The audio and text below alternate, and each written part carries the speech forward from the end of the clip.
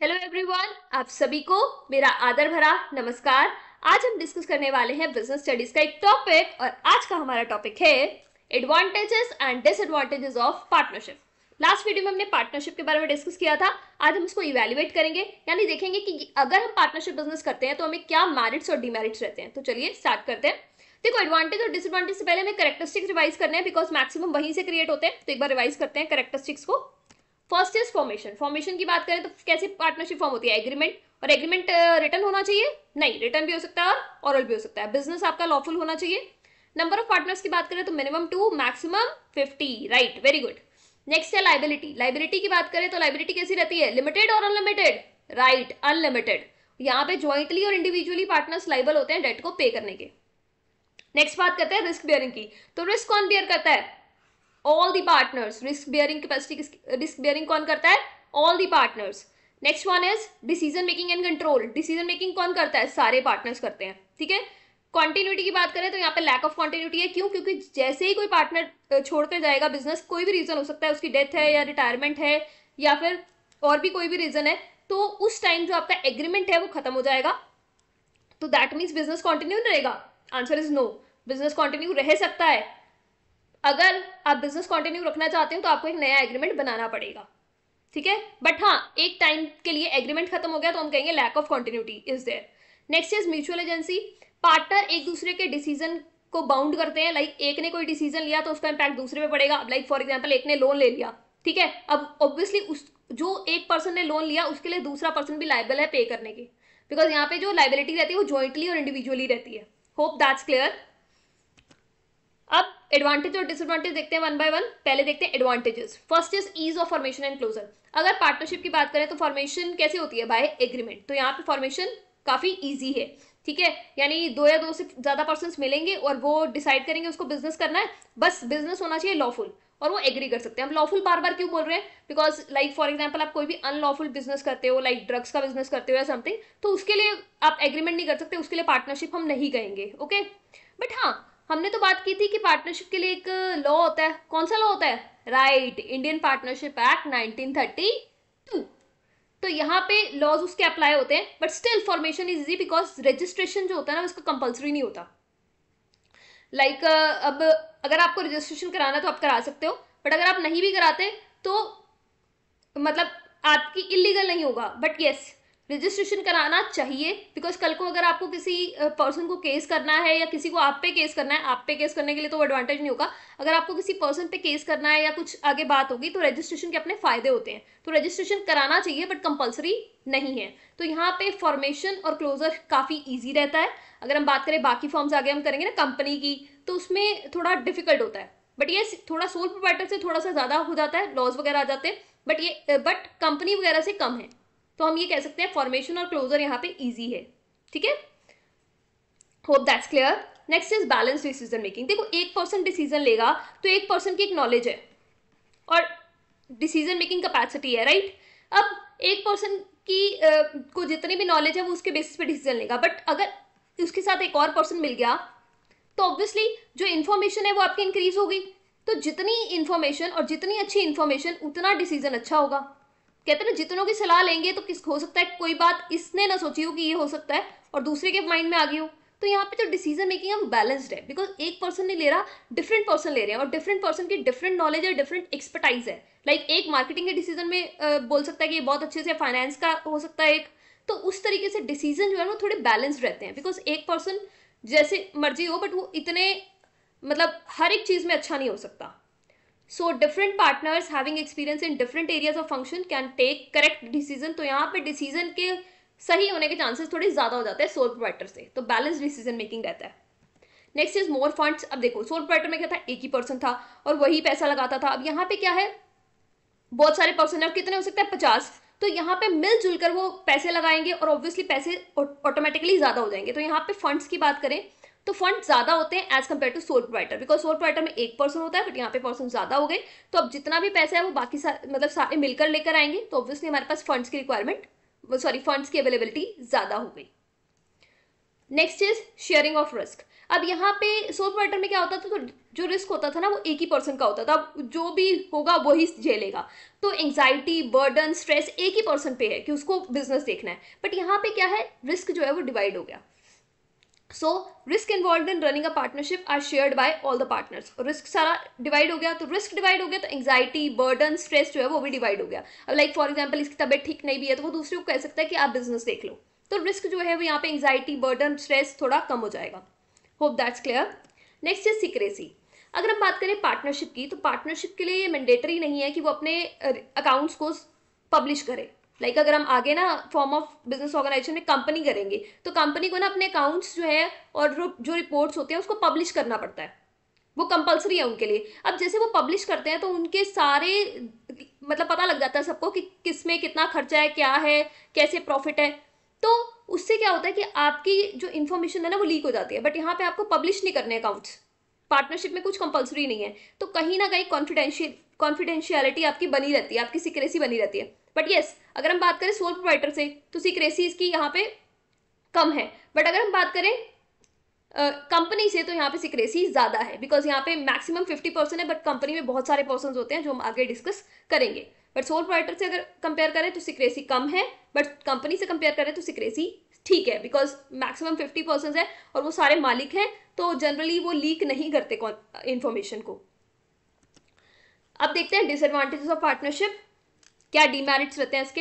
Unlimited liability. जैसे कि आपको पता है पार्टनर्स की जो लाइबिलिटी है वो अनलिमिटेड रहती है। अगर हमारे जो डेट्स हैं यानी कंपनी की जो बोरोइंग्स हैं वो कंपनी की एसेट से पूरी नहीं हो पाती, तो इसका मतलब ये नहीं कि बिजनेस का डेट है तो बिजनेस के अगर एसेट्स नहीं हुए तो छूट गए आप, नहीं, आप अपनी पर्सनल प्रॉपर्टी से उसको पे करोगे। तो यहाँ पे क्या है कि पार्टनर्स जो है वो बहुत बर्डनड रहते हैं कि उनको सारी लाइबिलिटी को पे करना है, चाहे उनके पर्सनल एसेट्स यूज हो जाए। पर्सनल एसेट में सारे कार, उनका घर, सब कुछ आ जाएगा। तो यहाँ पे जो लाइबिलिटी रहती है अनलिमिटेड रहती है। और एक और चीज रहती है, यहाँ पे ज्यादा खतरा उसको होता है जिसके पास वेल्थ होती है। अब लाइक जैसे हमने लास्ट वीडियो में बात की थी कि यहाँ पे वो ज्वाइंटली और इंडिविजुअली दोनों तरीके से लाइबल होते हैं। अब लाइक फॉर एग्जाम्पल बिजनेस का जो डेट है, बिजनेस डेट है हमारे पास 1 लाख, बहुत कम लिया हमने, चलो कोई नहीं, इतना ही बहुत है। और बिजनेस एसेट्स हैं, बिजनेस एसेट्स हमारी कम कर लेते हैं 80,000, ठीक है। अब बिजनेस एसेट्स 80,000 तो कितने पैसे बचे? 20,000। अब यहाँ पे मानते हैं 2 पार्टनर है ए और बी, ठीक है। अब ये 20,000 कौन पे करेगा? ए और बी। और सपोज इनकी रेशो है 1:1, तो कैसे पे करेंगे? 10,000 और 10,000। बट यहाँ पे बी के पास कोई पर्सनल प्रॉपर्टी है ही नहीं, तो अब बी तो कुछ दे नहीं सकता, तो बी यहाँ पे नहीं देगा, तो क्या ये 10,000 देगा? नहीं, बी ए जो है वो पूरा का पूरा 20,000 देगा। तो यहाँ पे घाटा उसको है जिसके पास वेल्थ है, जिसके पास पर्सनल प्रॉपर्टी है। अगर दूसरा पर्सन ऐसा है जिसके पास पर्सनल प्रॉपर्टी नहीं है तो वो पर्सन फंस जाएगा जिसके पास पर्सनल प्रॉपर्टी है। तो जब भी आप पार्टनरशिप करते हो तो आपको बहुत ध्यान देना है कि आप किसके साथ पार्टनरशिप कर रहे हो, कैसे कर रहे हो, बिकॉज खाली आपकी लाइबिलिटी ज्वाइंटली अनलिमिटेड नहीं है, इंडिविजुअली भी अनलिमिटेड है। इंडिविजुअली भी आपकी रिस्पॉन्सिबिलिटी है कि पर्सनल डेट बेसिकली पे किया जाए, ए की भी है और बी की भी है। पर बी का क्या है? बी तो यहाँ पे उसके पास पर्सनल प्रॉपर्टी है ही नहीं, तो यहाँ पे वो बच गया। तो यहाँ पे फंसा कौन? ए। तो यहाँ पे पार्टनरशिप बहुत ही ध्यान से सोच समझ के करनी चाहिए। नेक्स्ट हमारे पास है लिमिटेड रिसोर्सेज। और रियली अभी हमने बात की रिसोर्सेज ज्यादा है, अब हम कह रहे हैं लिमिटेड रिसोर्सेज। देखो यहाँ पे कंपैरिजन हो रहा है सोल प्रोप्राइटर से और कंपनी से। अगर हम सोल प्रोप्राइटर की बात करें तो उससे अकॉर्डिंग जो रिसोर्सेज है वो थोड़े से ज्यादा हो जाते हैं, बट है तो 50% ही ना। अब 50% की भी कैपेसिटी है। अब लाइक फॉर एग्जांपल मुझे 500 करोड़ का बिजनेस करना है, तो 50% भी है, तो कैसे इतना हो जाएगा? पॉसिबल ही नहीं है। मतलब 10-10 करोड़ सारे लगाएं, इतना तो नहीं हो सकता ना। बहुत ही रेयर केस है कि इतना कोई कंट्रीब्यूट कर सके। तो यहाँ पे क्या है कि रिसोर्सेज तो हैं, बट फिर भी अगर कंपनी की बात करें उसमें कितने भी पर्सन हो सकते हैं, तो एक लिमिटेशन है। सो यहाँ पे लिमिटेड रिसोर्सेज की जो प्रॉब्लम होती है वो फेस करते हैं। इसीलिए जो पार्टनरशिप भी होती है वो स्मॉल या मीडियम एंटरप्राइजेस ही होती हैं, लार्ज एंटरप्राइजेस नहीं होती। तो it is not sufficient for large enterprises. तो लार्ज एंटरप्राइजेस के लिए सफिशिएंट नहीं है। इस वजह से पार्टनरशिप जो है वो एक सर्टेन साइज तक ही बढ़ सकती है, बिकॉज 50% दिया उसके ऊपर फिर वो इलीगल हो जाएगी।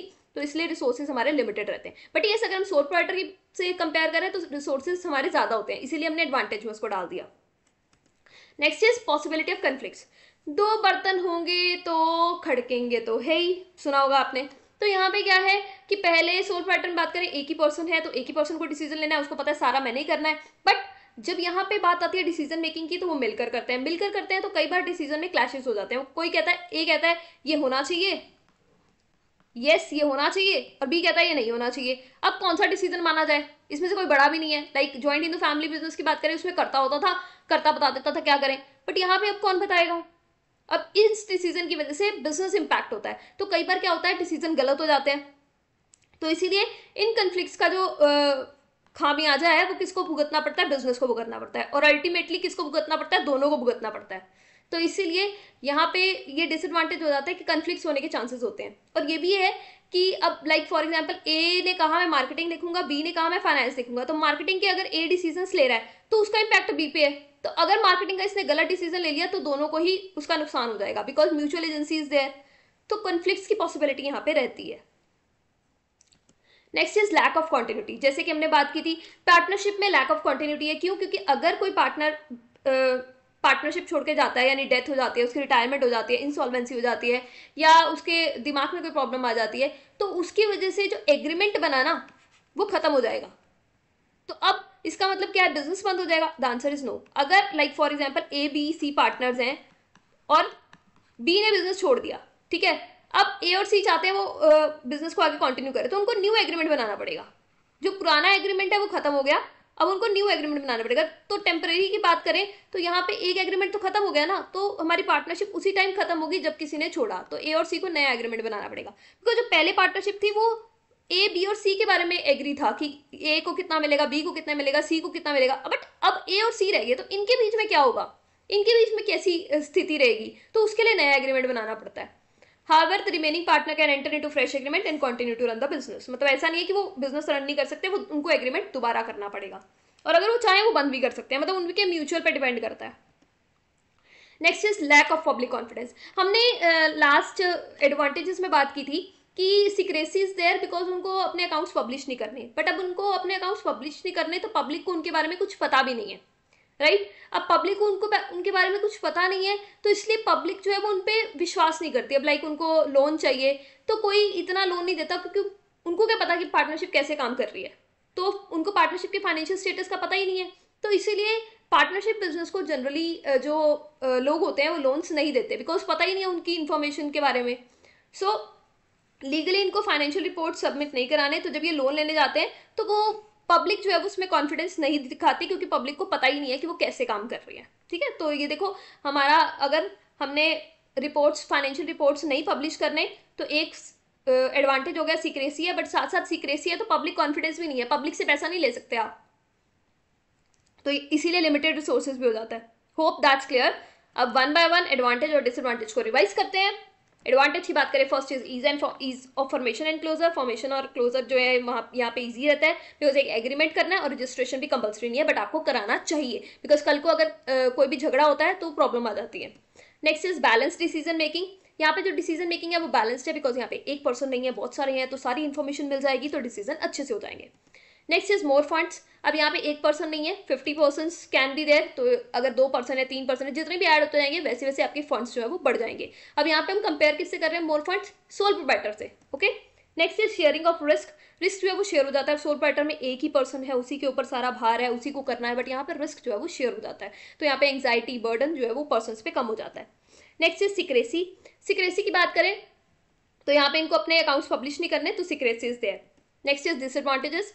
Unlimited liability. अब जो ये लाइबिलिटी है इनकी अनलिमिटेड है, जॉइंटली और इंडिविजुअली उनको उनके पर्सनल एसेट्स भी यूज हो सकते हैं। Limited resources. रिसोर्सेज लिमिटेड है अगर हम बात करें लार्ज स्केल बिजनेस की, अगर हमें 500 करोड़ या 600 करोड़ या ऐसे बिजनेस करना है तो उसके लिए रिसोर्सेज लिमिटेड है, उसके लिए फिर हमें कंपनी फॉर्म पे जाना पड़ता है। Next is possibility of conflicts. अब देखो एक पर्सन है तो उसकी लड़ाई इतनी नहीं होगी, वो डिसीजन आराम से ले सकता है, बट यहाँ पे अगर कोई डिसीजन लेना है तो मिलकर लेना है, तो यहाँ पे डिफरेंस ऑफ ओपिनियंस आ सकता है, कोई कुछ कह रहा है कोई कुछ कह रहा है, तो कई बार इसकी वजह से बिजनेस सफर करता है।